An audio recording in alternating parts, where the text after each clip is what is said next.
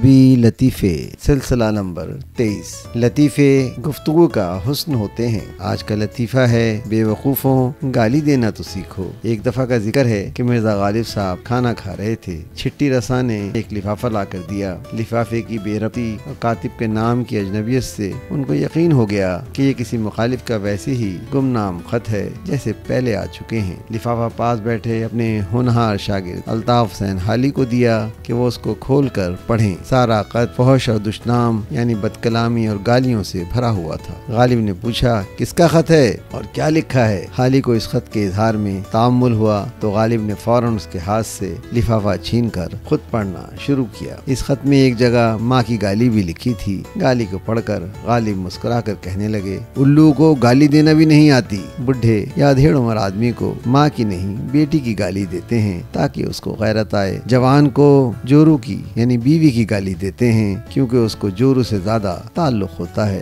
بچے کو ماں کی گالی دیتے ہیں کہ وہ ماں کے برابر کسی سے مانوس نہیں ہوتا۔ یہ جو 72 سال کے بڈھے کو ماں کی گالی دیتا ہے اس سے زیادہ بیوقوف کون ہوگا؟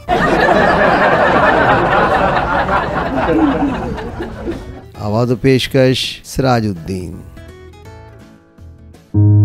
ویڈیو پسند آئی ہے تو لائک کیجئے، چینل کو سبسکرائب کیجئے تاکہ آپ کو میری نئی ویڈیو کا نوٹیفیکیشن بر وقت مل سکے۔